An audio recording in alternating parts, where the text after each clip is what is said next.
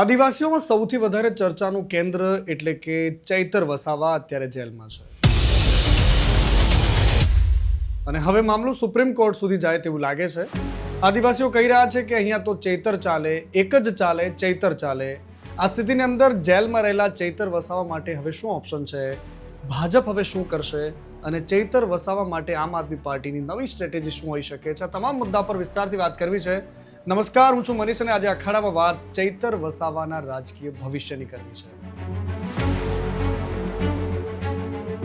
શું લાગે છે તમને કે ચૈતર વસાવાને સુપ્રીમ કોર્ટમાંથી જામીન મળી જશે કે પછી અત્યારે પેરોલ પર આવ્યા બાદ ચૈતર વસાવા એક નવી રણનીતિ તૈયાર કરશે? આના પેટાળમાં, આના ભૂગર્ભમાં અમે નથી ગયા, પણ અમને એટલી ખબર પડે છે કે ચૈતર વસાવાની લોકપ્રિયતા એ ભારતીય જનતા પાર્ટી માટે આંખના કણાની જેમ ખૂંચે તેવી સ્થિતિનું નિર્માણ કર્યું છે.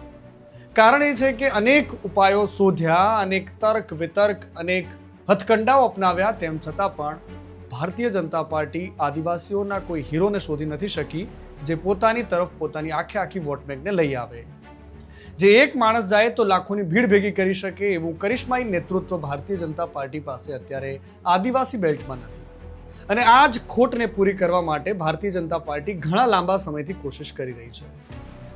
રાજકીય સૂત્રોએ એમને જે જણાવ્યું એ મુજબ આમ આદમી પાર્ટીના નેતાઓ પણ કહી રહ્યા છે કે કેવી રીતે ચૈતર વસાવાને ભારતીય જનતા પાર્ટીમાં લેવા માટે ઓફરોનો દોર શરૂ થયો. કરોડોની ઓફર અને મંત્રી પદનું એક મોટું ગાજર એની સામે રાખી દેવામાં આવ્યું.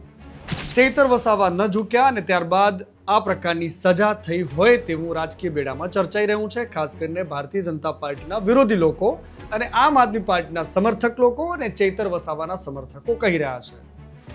હવે આખા વિષયમાં મુદ્દો એ છે કે ચૈતર વસાવાનું રાજકીય ભવિષ્ય શું છે, ચૈતર વસાવાનું રાજકીય ભવિષ્ય કઈ પાર્ટીમાં છે.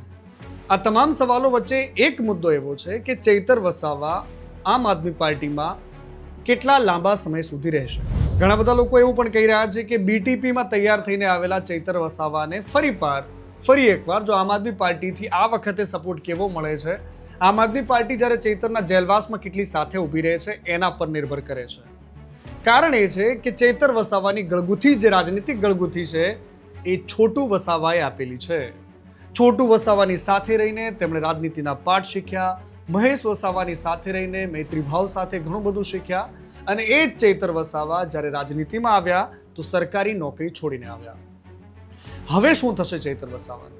આમ આદમી પાર્ટીના નેતાઓ અને ખાસ કરીને આદિવાસી બેલ્ટમાં એમના સમર્થકો કહી રહ્યા છે અને રાજનીતિના જાણકાર લોકો પણ કહે છે કે ચૈતર વસાવાનું ભવિષ્ય ગુજરાતમાં રાજકીય રીતે ઉજ્જવળ છે. એ ભલે કોઈ પણ પાર્ટીમાં રહે છે, પરંતુ એની કોર વોટ બેંક એની સાથે જેટલી છે એના કરતાં પણ દિવસે ને દિવસે એના ચાહકો અને સમર્થકોમાં વધારો થઈ રહ્યો છે. અને કદાચ આ જ કારણ છે કે એક ગુનામાં કે જ્યાં ફોરેસ્ટના અધિકારીઓ સાથેની બબાલમાં જેને જેલની સજા આપવામાં આવી છે, બિલકુલ એવા જ એક ગુનામાં ભારતીય જનતા પાર્ટીના નેતા કિરીટ પટેલ, જે જુનાગઢ શહેરથી છે, ભાજપના અધ્યક્ષ રહી ચૂક્યા છે, ચૂંટણી લડી ચૂક્યા છે, એ કિરીટ પટેલને જીબીના અધિકારીઓ સાથે મારપીટના ગુનામાં 2 વર્ષની સજા કરાઈ છે. મજાલ નથી પોલીસની કે એમની ધરપકડ કરે, પણ આ જ ગુનામાં, આ જ પ્રકારની ગંભીરતાવાળા ગુનામાં ચૈતર વસાવા જેલમાં છે. હવે ચૈતર વસાવા સુપ્રીમ કોર્ટમાં જાય છે, એમને જામીન મળે છે કે કેમ એના પર સૌ કોઈની નજર છે. એના પર નજર ભારતીય જનતા પાર્ટીની પણ છે. કારણ એ છે કે જો સુપ્રીમ કોર્ટ એમને જામીન આપે છે તો ધારાસભ્ય પદ ફરી પાછું એમને આપવું પડે. અત્યારની જે સ્થિતિ છે એ મુજબ ચૈતર વસાવાનું જો ધારાસભ્ય પદ જાય છે તો એ આગામી 6 વર્ષ સુધી ચૂંટણી નહીં લડી શકે. જો સુપ્રીમ કોર્ટ એમને જામીન નથી આપતી અને આ જ સજામાં ચૈતર વસાવા આગામી 6 વર્ષ સુધી ચૂંટણી ન લડી શકે, એવા સંજોગોમાં આમ આદમી પાર્ટી કે ચૈતર વસાવા માટે નવો ઓપ્શન શું છે? એવા સંજોગોમાં જો ચૈતર વસાવા પોતે ચૂંટણી નથી લડી શકતા તો ચૈતર વસાવાની પત્ની વર્ષા વસાવા કે શકુંતલા વસાવા પણ ચૂંટણી લડી શકે છે. કારણ કે જેલવાસ દરમિયાન આ બંને મહિલાઓ, જે ચૈતર વસાવાની પત્નીઓ છે, એમને પણ આદિવાસીઓનું જંગી સમર્થન મળી રહ્યું છે. ભાજપના કેટલાક સૂત્રો કહી રહ્યા છે કે ચૈતર જેટલો જેલમાં રહીને ભાજપને નુકસાન કરશે એટલો બહાર રહીને નહીં કરી શકે અને આ એક મોટી મૂર્ખામી છે. જો એને છોડી દેવામાં આવે તો એટલી ઇન્ટેન્સિટી જે આદિવાસીઓમાં એના સમર્થનમાં ઊભી થઈ છે એમાં કદાચ ફરક પડી જાય. એવામાં આમ આદમી પાર્ટીના જે થિંક ટેક છે, એ લોકોના મનમાં શું ચાલે છે, એમનું તર્ક શું છે, કેજરીવાલ જ્યારે એમને મળવા માટે આવ્યા તો એમણે શું કહ્યું, આ બધા જ વિષયો એવા છે કે જે કલ્પનામાં છે.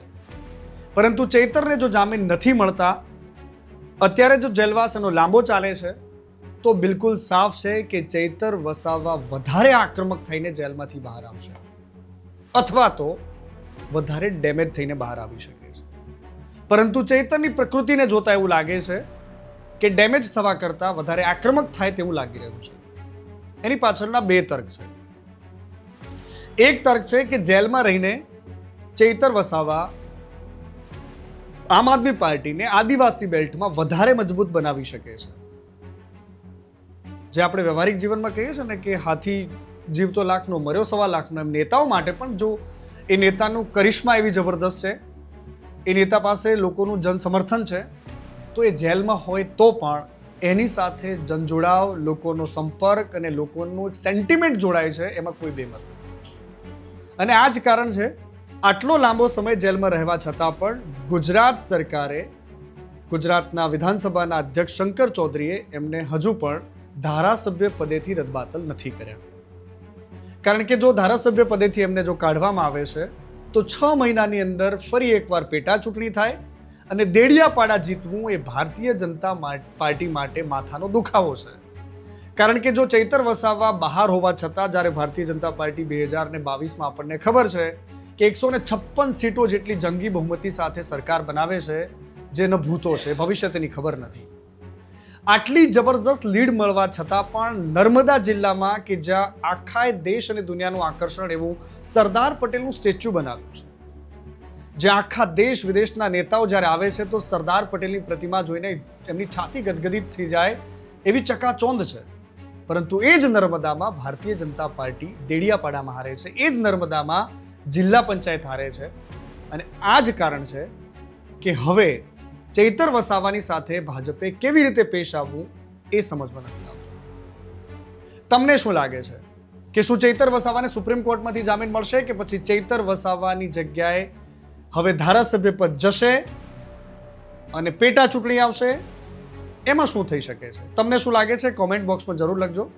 જો તમને અમારો શો પસંદ આવે છે તો અમને લાઈક કરજો, શેર કરજો અને અમારા પરિવારનો હિસ્સો બનજો, મતલબ સબસ્ક્રાઇબનું એક બટન દબાવી દેજો. નમસ્કાર.